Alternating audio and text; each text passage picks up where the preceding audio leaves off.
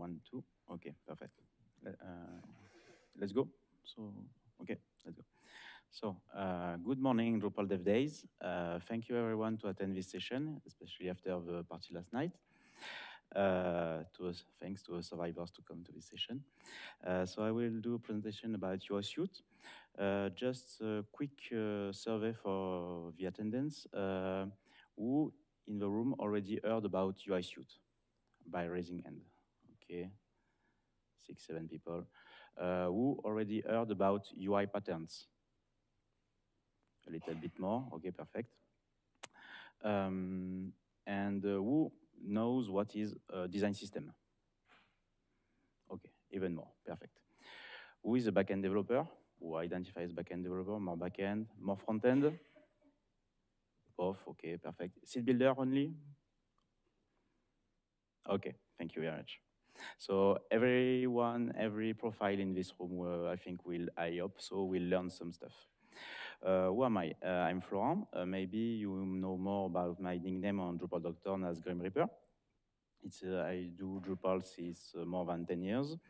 I'm a Drupal tech expert at Smile, a French-based company, but we have offices across Europe. I maintain maybe too much projects on Drupal.org, and I do a lot of kind of contributions. And for what is interesting us, I've been using UI Suite since 2021. Already in project and also doing contribution to the ecosystem. I will do a reminder and an introduction of what is UI Suite. Then we will see different parts of design system and integrations and best practices about that. So disclaimer, this presentation is a kind of moving target because the best practices I'm going to show you may evolve because, for example, sometimes design system introduce new features because, for example, browsers also have new features. So we can have also a new way of implementing those features inside the underlying modules of the ecosystem. And for example, libraries may evolve, such like twig function and new twig function and filters. And also some kinds, even if we test our concepts on public design system implementation, sometimes we've found cases not yet encountered. Even if in this presentation, I will show a lot of examples based on Bootstrap, especially Bootstrap 5. Please keep in mind that UI Suite is design system agnostic. And any kind of design system, even custom ones, may be implemented. That's the goal of the ecosystem of modules. So what is UI Suite? The goal is to have Drupal aware of your design system, to make it able to use it in seed building and back development. For this, we have an ecosystem of modules to be able to integrate that.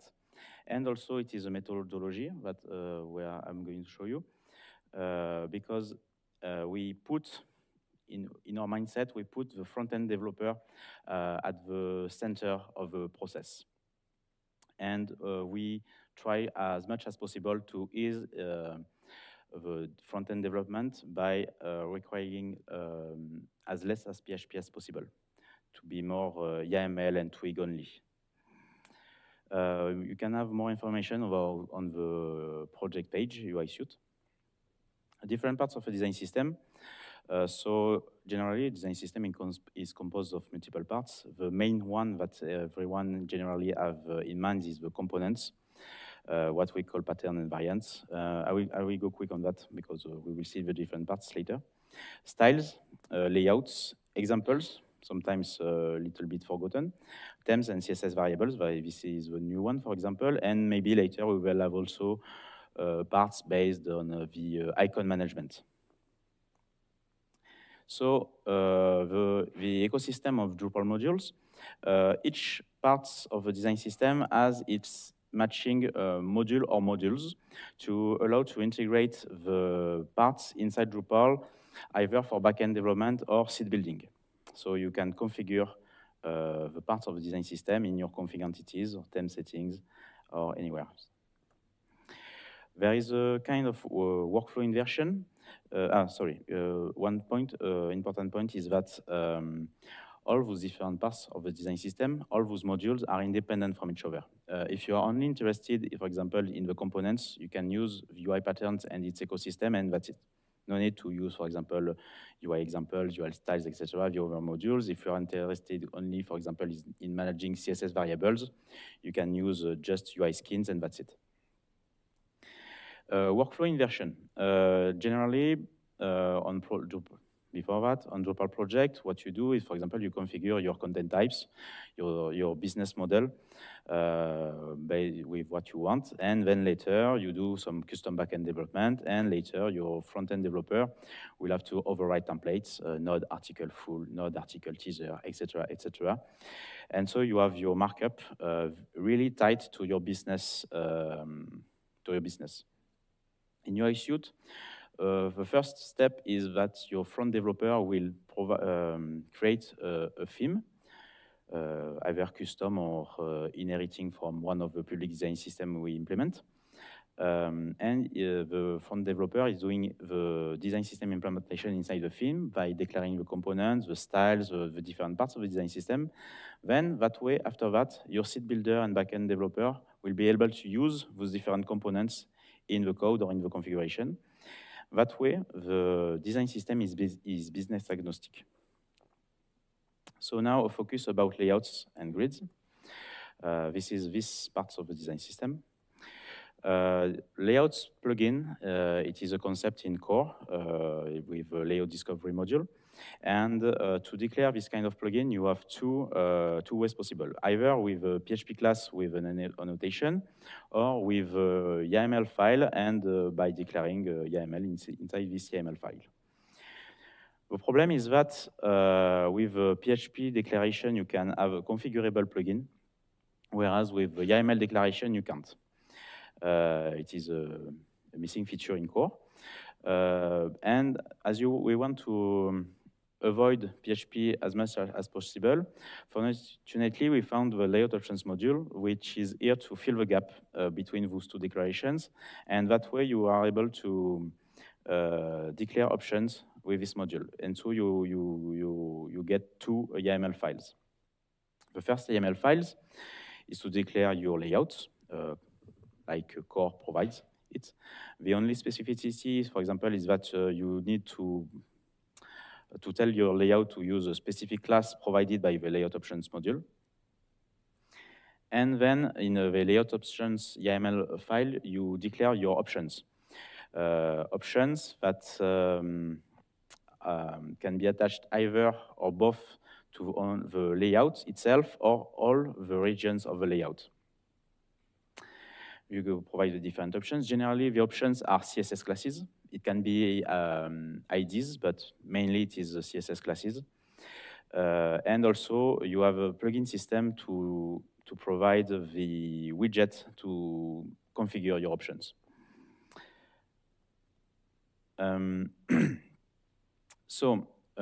Generally, in design system, you have some layouts with a fixed number of regions, for example, 1, 2, 3, 4 columns layouts. So generally on your project, you declare these 4 layouts in your my theme layouts.yml. Then you define your options. You have to ask yourself what will be the classes for the regions, what will be the classes for all columns, etc., etc. And potentially, depending on the design system you want to implement, you may need additional wrappers. But you do not have additional variables inside your layout tweak template. That way, we can have a trick is that you can use some CSS classes added to the attributes object, parse it, and then so you can have your tweak variables and do your additional wrappers if needed.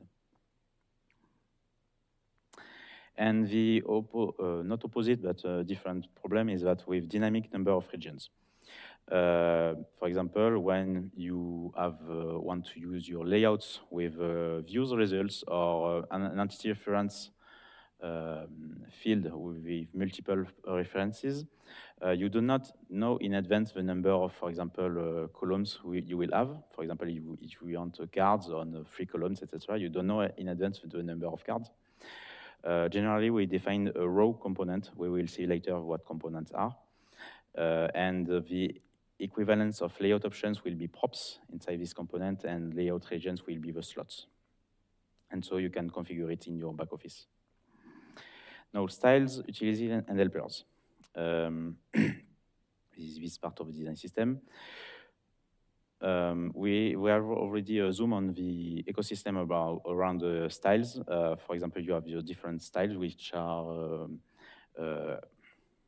transverse CSS classes. And with UI styles, you have a possibility to use it in views, layout builder, Sec Editor 5, paragraph types, and so on. Later, we will add a new integration in other config entities of Drupal. How to declare your styles? In file.uistyles.yml, you declare your styles that way. For example, machine name, then category, label options. And the options will be your CSS classes. And then we have a style library, so you can preview what your style will do. Sometimes you have styles that have only one option. We will see that later for why. And so you can also, in the style declaration, you can provide additional keys to enhance the preview. Sometimes some styles require other styles to have a working preview. So styles are purely CSS classes. The problem is how to distinguish styles which are transverse to your design system versus the ones that are proper to your layout options, to your layout system or to a component. Generally, it is the styles which provide the CSS properties and which are absolutely not corrected to any other markup. So that way you isolate the CSS classes which are proper to your layouts, for example, container, row, call medium 6, call medium 3, etc., etc. Those are for your layouts. When you see CSS classes proper to a component, those are not the styles. The other ones are the styles. And options, the options in the styles are mutually exclusive. How we created the module is that among one style plugin, you can choose only one option when configuring at a certain time. If you can cumulate the different CSS classes, you have to declare different style options, style plugins, sorry. Now, component invariants. This is the biggest part. In general in design systems. So based also micro ecosystem around the UI patterns module is that on the left you have your different components, and with your patterns it will act as an interface to be able later with other modules to use your components anywhere in Drupal config entities, views, field formatters, as layout, etc., etc. A little bit of terminology. We did a benchmark in September, October last year about the word used to define to tell about the different parts of components, and we decided to align. For example, in later version, next version of UI patterns, we decided to align about the terminology of SDC. SDC is the single directory component, the new experimental module in Drupal core. Yeah, because it was the one most complete. And it accumulates almost the terms already used outside of Drupal. A component is mainly composed of three things: variants, slots, and props. Variants are a different visual version of a component. For example, an horizontal card, a wider banner, etc. The variants in a component share the same structure, the same slot, the same props, even if you are not, it is not mandatory to use every slot and props in all the variants. Slots, which is currently used as fields in UI pattern 1, it is three optional renderable values. I insist that it is optional. Your component should be able to work even if you do not inject slots, fields. Okay, maybe your component will not look pretty, but it should not break. An example, card body, labels, etc. For example, yeah, in a button label, you can inject if you want an image. Maybe it is not what is expected at the beginning in your design system, but it should work. Props for settings, provided by UI pattern settings module. It is more for strict and control data. I mean, for everything that needs very control stuff, for example, to do some assertion statements inside your tweak templates, you have to use the props. Do not, we will say that later, but do not try to use the slots for data attributes, for example. Also, with the props, you can configure in advance the behavior of your component. And you can also, by a system of token, provide dynamic configuration, because your component will be able, depending on where you use it, your component will be able to use, for example, field values of your content types or your content entity types, etc. So now we will see a concrete example of a component. I took the off-Canva example from Bootstrap 5. First, we have off-Canva UI pattern.yml file, where we declare the component with machine name, label, description, category to regroup the different components, then variant, settings, fields, etc. Libraries. Libraries, I do quick on that. You can tell that your component depends on other libraries, so it will be automatically loaded when you use the component. And on the right side, you see a preview inside the component library. So now focus on the variants. Variants, it is just a list of machine name and then label, potentially also description, and more advanced stuff, but it is very rare. And in the preview, it loops on the variants. Slots declaration. So here it is the fields currently in UI pattern 1.6. It is the fields key. So you have your machine name of different fields, then type, label, description, preview. Big warning is that type, it is absolutely only informative. There is no validation of any kind. You can put a foo bar inside of that. Nothing different will change to your component. Label, also informative, description informative. A preview, it is the value inside the component library preview.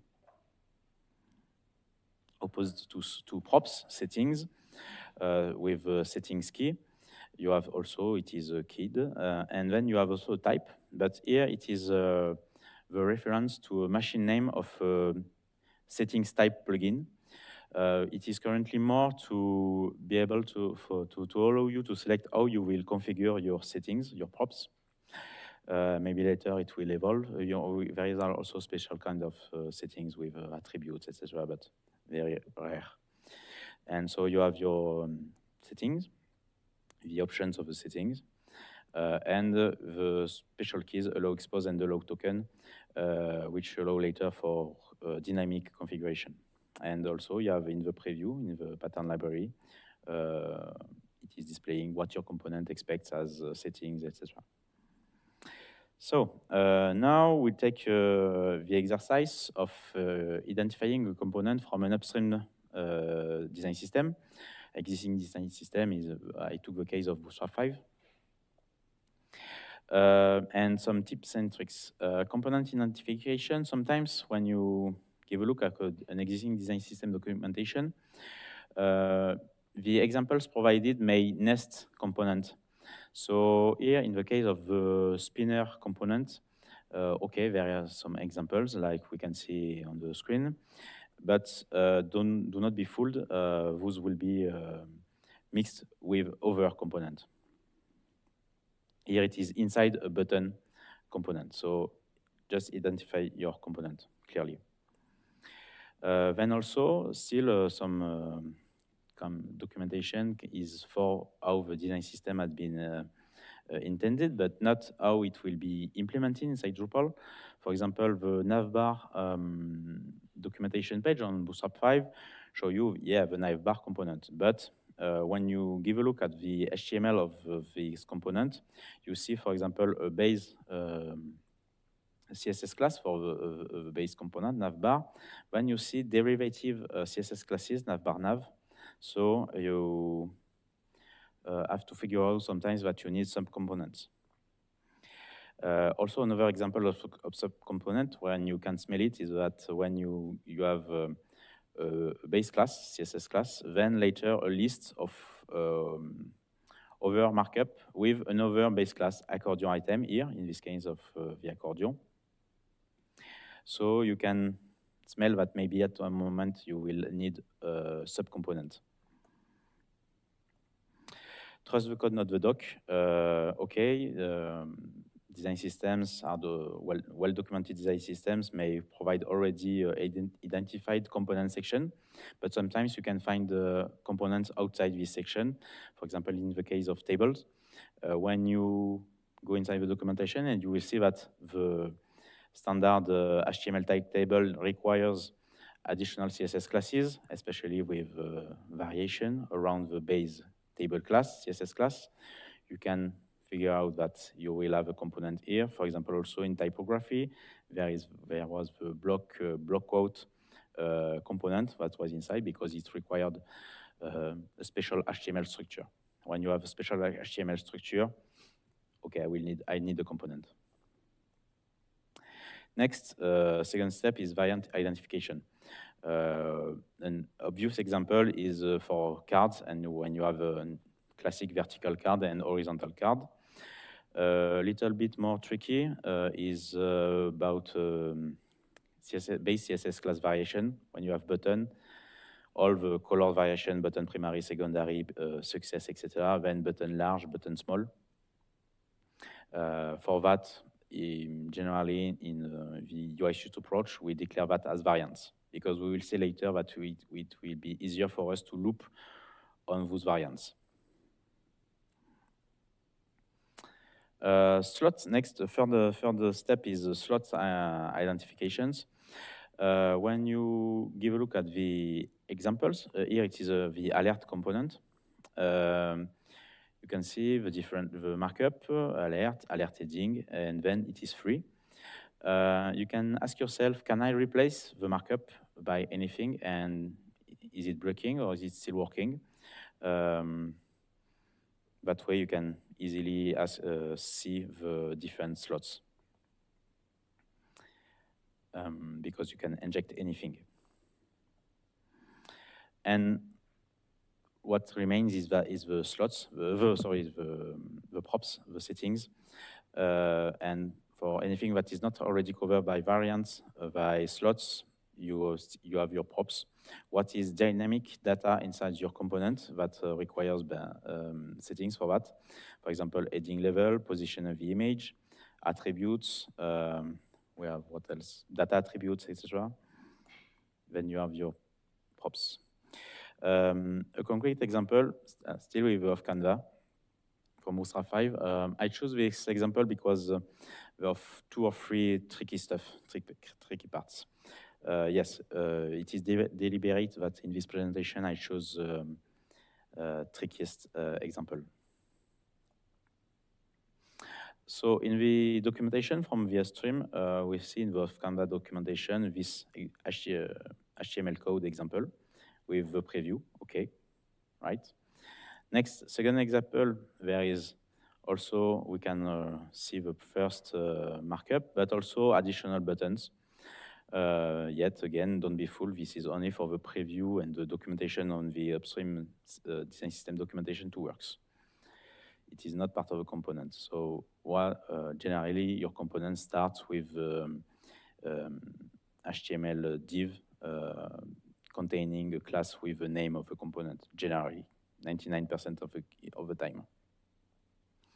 So this will be the HTML of your component. Then we identify the other parts. We identify the variants.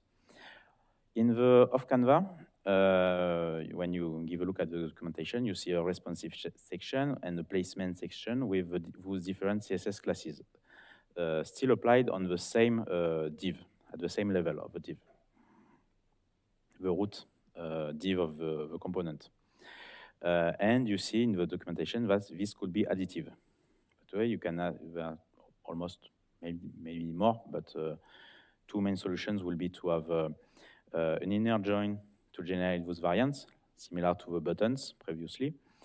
Or we see that there is a specificity here, is that generally the component base class is kept, but here in the case of Canva, no. When there is a responsive section class, it is removed. So we can see, and when looking at these examples, we see that, for example, the placement CSS class is mandatory that way. So we choose to declare the variant to use the placement section CSS classes, and then for the responsive CSS class to use a prop. Next, we identify the slots.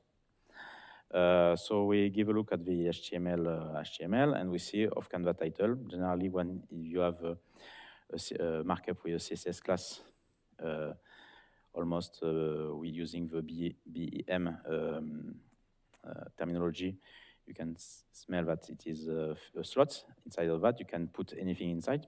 Or if you want, you can you can not have a title. Your component should work. That way, it is a slot. Same for the body, the Canva body. Your components could not have a body and still works. Here, a specificity is about the close button, because I'll introduce it that very abruptly, but in the Bootstrap 5, there is already a close button component. So in this kind of particular case, it is okay to call another component from a component. So not needed to provide a slot for that. Then what remains is the props settings. So when still looking at the documentation, there are the three different parts: body scrolling and backdrop, static backdrop. And what we can see, if we isolate the changes between the sections, we see that it is mainly data attributes value that is changing.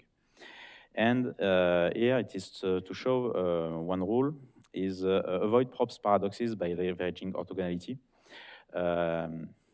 The examples in the documentation may give you the feeling that the values of these different data attributes are linked.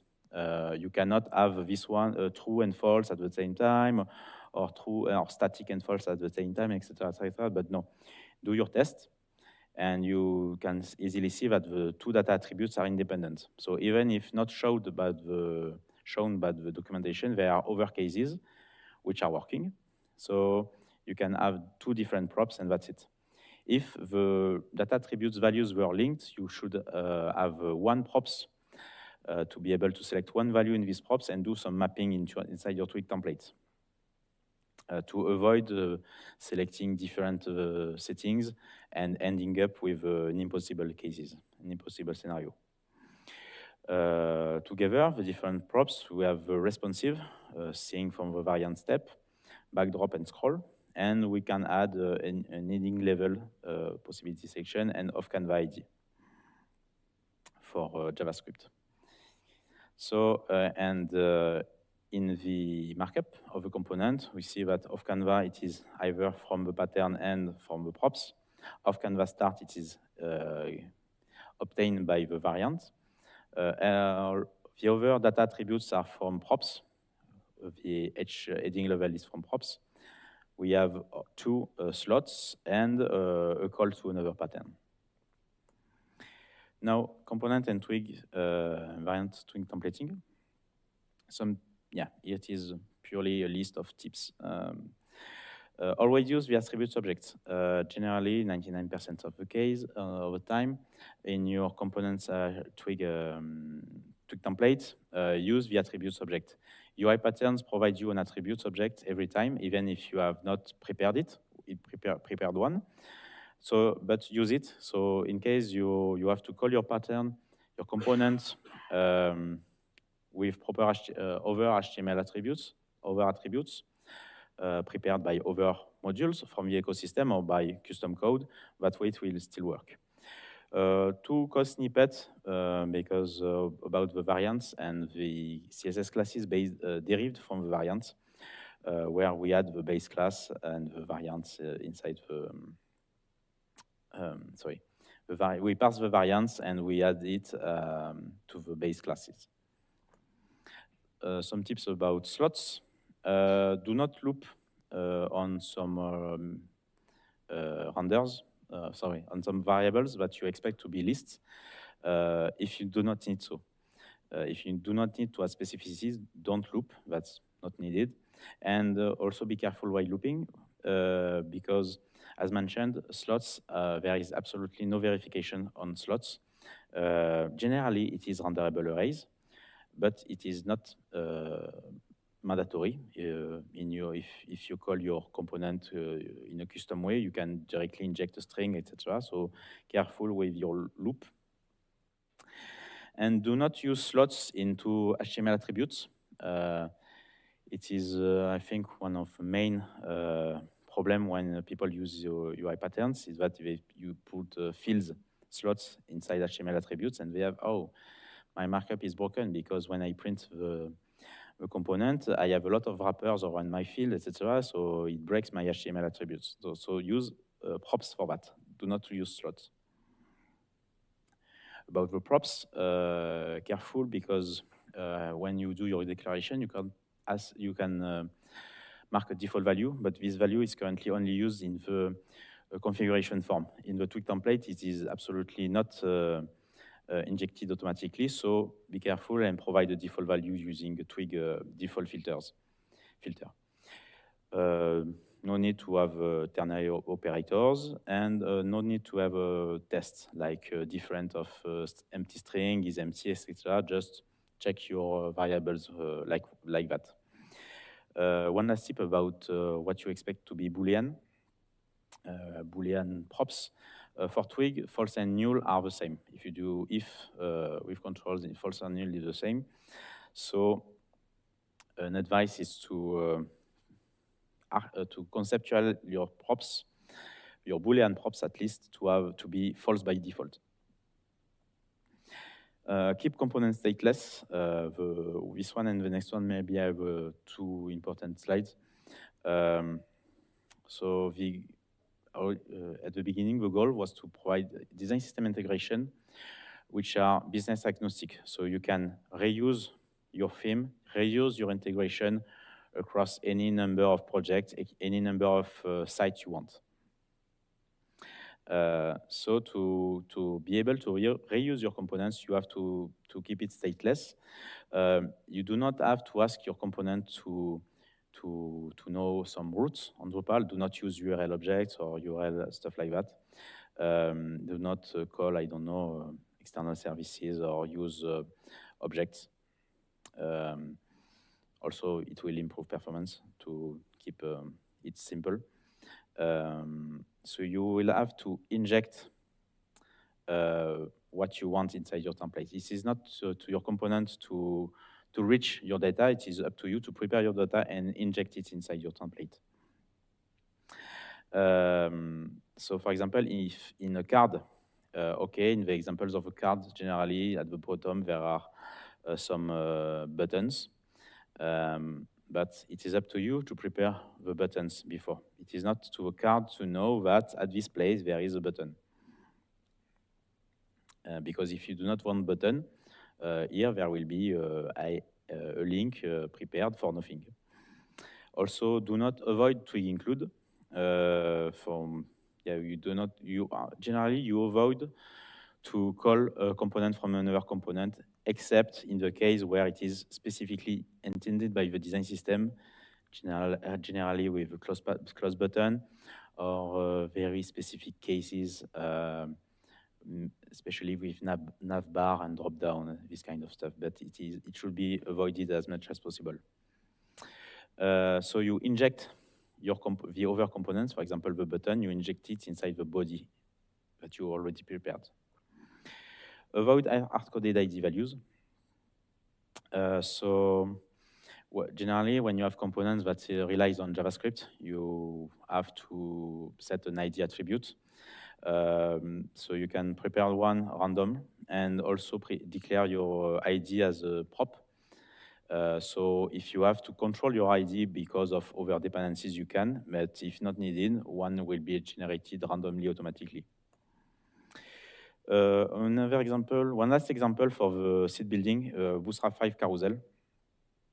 Yeah, this one originally done with okay, it is working in UI patterns, it is working in the library, and when we try to use it for seed building, completely broken.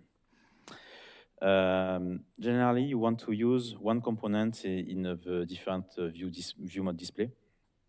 If, for example, you have your content entity type production team that is referencing another entity type team members, and you want, for example, a carousel of your team members, what you will do is to use, for example, the carousel component on the display of your field, but carousel item on the display of the view mode of your team member entity. And we are going to see that in the code. So non-nested slots, you will have to do a subcomponent. For example, initially you could ask yourself, okay, but I can have one component, carousel, and it has one slot for the images and one slot for the captions of the images. And you can say, okay, I just have to loop on those two variables. And the first images will match to the first caption, the second images to the second caption, etc. Yeah, but what if, for example, you have one image which does not have a caption, it is broken. And this kind of logic is not seed building compatible. That's why you have to extract into a subcomponent. Later on, also, other seed building issues is that the active class in the carousel should be put by the carousel component, even if inside carousel item we could expect to be in a subcomponent already. The active class should be put by the carousel component. It's not to the carousel item to know that it is this one to be active. And Bootstrap carousel expect carousel item class to be a direct child of carousel inner. So when doing the components and having in the preview, etc., it was working. But when using it inside the seed building, it was no more working. Why? Because, for example, the reference entity had wrappers around it, and so no more direct child.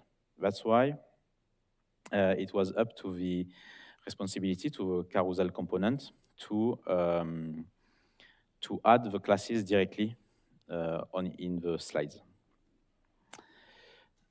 And what is controversial, not controversial, but 99% of the times you expect your carousel item component to have first is a div with attributes and with the carousel item class, the class matching the component, sorry. And special case, here it is not the case. And sometimes I forgot that and say, wow, why is the carousel item component not having the carousel item class? Okay, for seed building reasons. Yeah, I choose very hard, not very hard, but tricky examples just to show you, yeah, the problems. It is intended. If it was something, yeah, the easiest component, the easiest scenario where everything is okay, everything is easy, the session will not be as useful, I hope. Implementing design system may be not as easy as it may look. We have currently our most advanced public implementation is with UI Studio Bootstrap 5. Yeah, I already use it on projects. And we have also other public implementations to test our concepts and our implementation. So keep in mind that also the UI Suite ecosystem is agnostic of any design system. You can use for public implementation, private implementation, and that's it. So I hope that you enjoyed this session, and if you have any questions, I will be glad to answer. Also, in the room, there are also other people of the UI Suite initiative, so we will be glad also to show you some demo and to answer your questions. Thank you.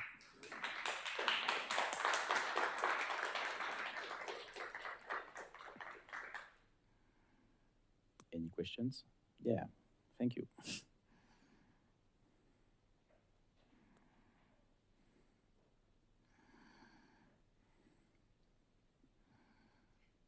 Thanks for the presentation.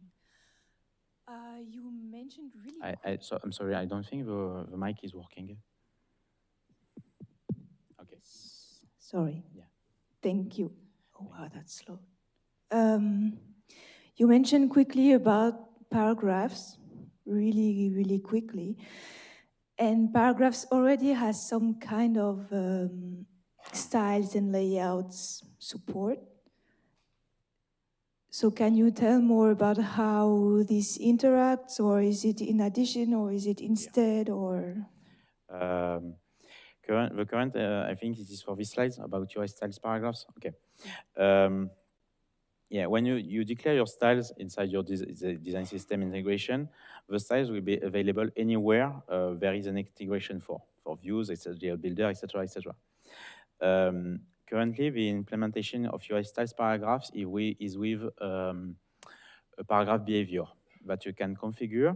So at this moment in this behavior, I think you can configure which styles will be available. So you do not have to have every styles of your design system inside your paragraph options. Is it okay for you, or is it because? I don't know. I can discuss later. Yeah, we can see that later, because when I talk about styles behavior, is it okay for you? You know what is a styles behavior? Sorry, a paragraph behavior. Sorry, a paragraph behavior. Well, that would be what you call props, I guess. No. Props is for components. In the case of paragraphs, there is a system of what is called paragraph behaviors. And I think it is only available on the advanced paragraph widgets. It is a plugin system too. And you can configure what they call behaviors. And after that, in your paragraph preprocess or paragraph templates, you have additional variables. I don't use a lot paragraph behaviors. The goal of paragraph behaviors was to avoid to have you to put a lot of fields into your paragraph types to control, I don't know, a carousel, carousel interval, rotation, etc. That way you can have some data that is serialized into your paragraphs. This way you avoid to multiply the number of fields. That's it. But that's more paragraph behaviors question, I think. And that way, with your styles paragraph, you have the styles available in those behaviors. So you can select the different styles you want to be applied to your paragraphs. We can see that later if you want after the session. Yeah, okay, thank you. You're welcome. Other questions? Sorry. Yes. Yeah.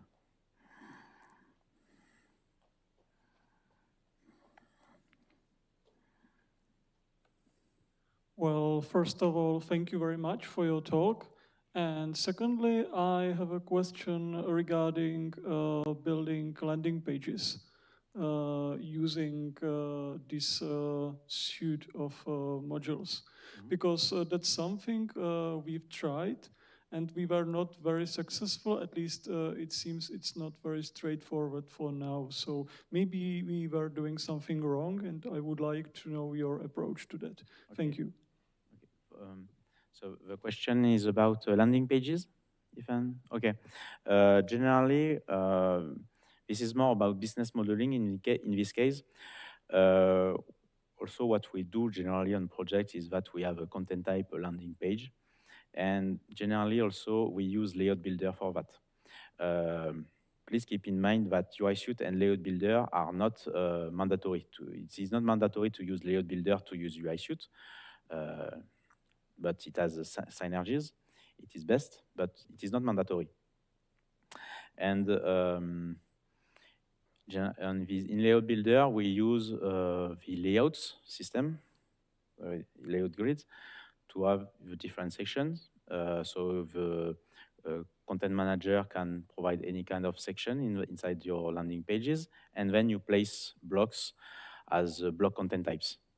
And the different block content type will have their view mode already configured to use components. And sometimes in those block content types, we add fields to be able to control behaviors, props of those components with a system of token that I told a little bit. And also, one tip that is not mentioned in the slides is that generally we strip off markup inside content entities based Twig template, for example, nodes, or what else? Non-paragraphs is okay, mediate is quite clean. Taxonomy, maybe node and taxonomy. Generally, we remove in the Twig template, we remove the fact that is printing the title because we handle our title with layout builder. Or you can handle your title with other module that provides you the title of your node, of your taxonomy term, with manage display, for example, because otherwise it is still a Drupalism that the title, by default, you cannot control it in manage display configuration. That way, we strip that off the Twig template and we handle it with layout builder. But I don't know if it clear answer for you, and also, yes, we can see that after the session if needed. Well, yeah, I think it's kind of clearer, but yeah, it would be good to see it if it's possible. Thank you. You're welcome. Other question?